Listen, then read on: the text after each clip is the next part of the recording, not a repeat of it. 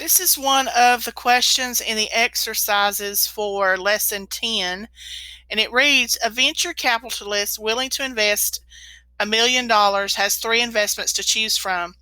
The first investment, which is a software company, has a 10% chance of returning $5 million profit, a 30% chance of returning a $1 million profit, and a 60% chance of losing the $1 million.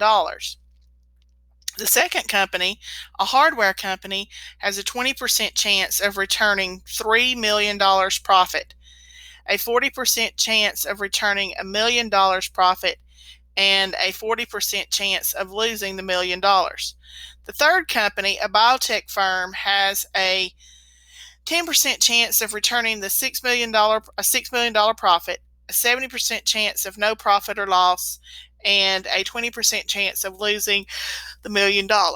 Now, in order to work through this problem, you need to kind of understand some of the terminology.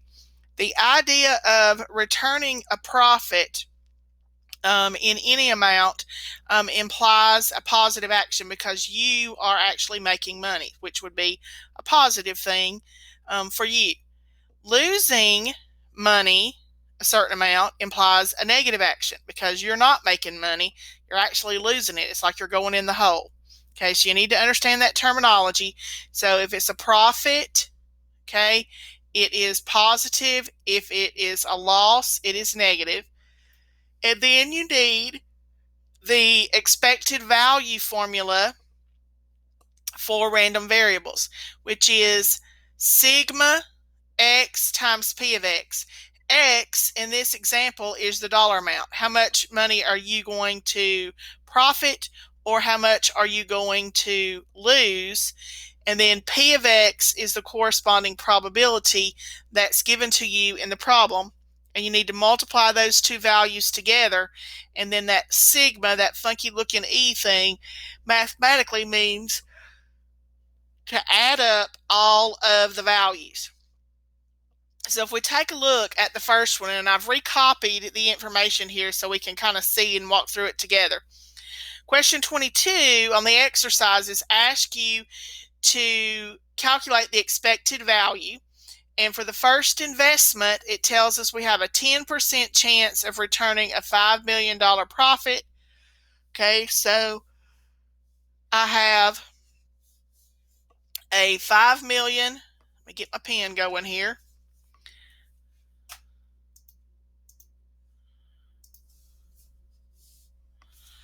A $5 million profit, which would be positive because it is a profit.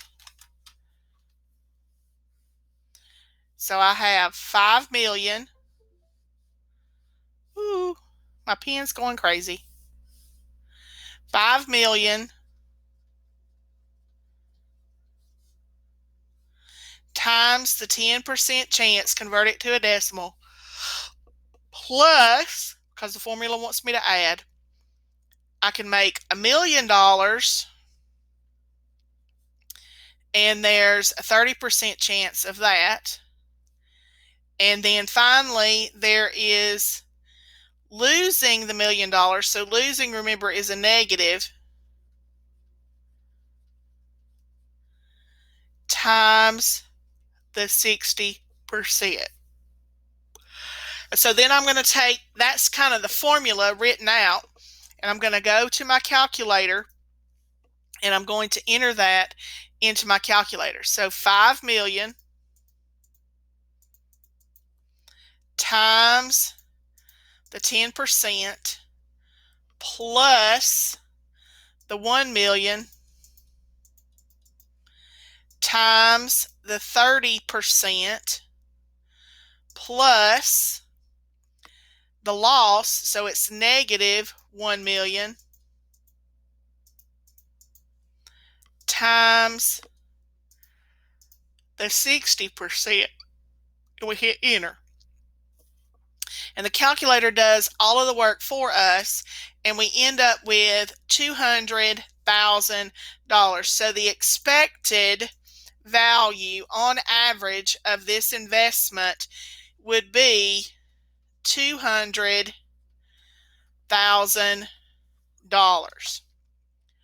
All right, then we move on to the second investment. Okay, I'm going to do it in a different color. And it says 20% chance of 3 million. So we have 3 million times the 20% chance plus 1 million profit at 40%, and then losing the million, so again that's a negative, times the 40%. Okay, so again, I've got the formula written out. I'm going to take it to my calculator.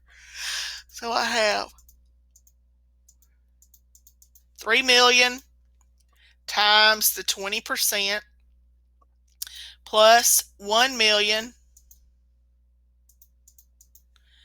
times the 40% plus losing the million times 40%. Remember, losing is negative, and we enter, and we get a value of $600,000. So the expected return, or the expected value for the second investment, is $600,000.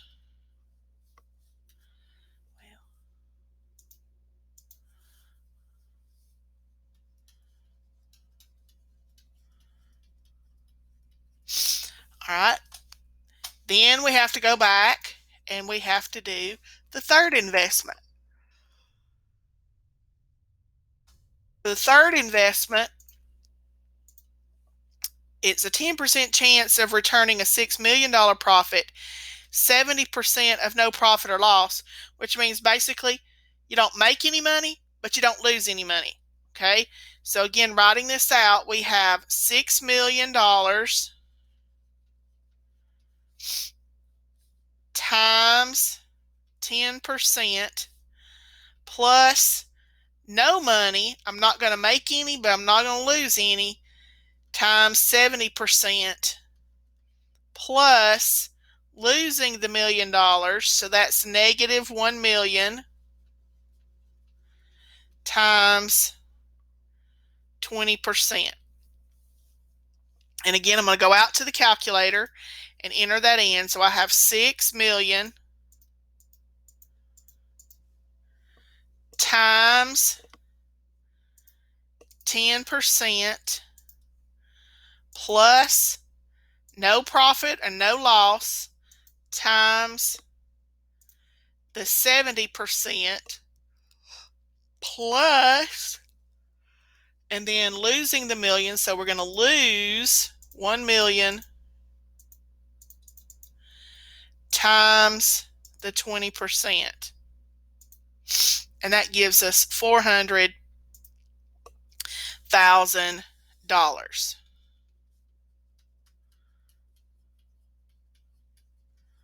Okay, so you're basically just applying a formula where you take the indicated data value, which is X, in this case it's the dollar amount, times the probability, and you add up the probabilities. Again, paying attention to whether it's a profit or a loss. Okay, then it asks us a series of questions. Let me see if I can pull those up related to those investments. Okay, question 23 asks us which is the safest investment. Well, to think about the safest investment, if we go back up here and we look at what are the chances that we're going to lose money, okay, because that's the risk part. The risk is losing. Okay, so for the first one, remember it was a 60% chance. For the second one, it was a 40% chance. And the last one was a 20% chance. So The question was, what is the safest investment? Well, of those three, the third option has the lowest chance of us losing money. So the safest investment in this particular scenario is going to be the third one. Okay, because the probability of a loss is low, or in this case, the lowest. Then it asks which one is the riskiest. Well, again, if we look at the probability or the chance that we're going to lose money, okay, and again, looking at these three values, the one that's the highest is the 60%, which is the first investment. So that's the highest chance or the highest probability that I'm going to lose money. So the riskiest investment is number one.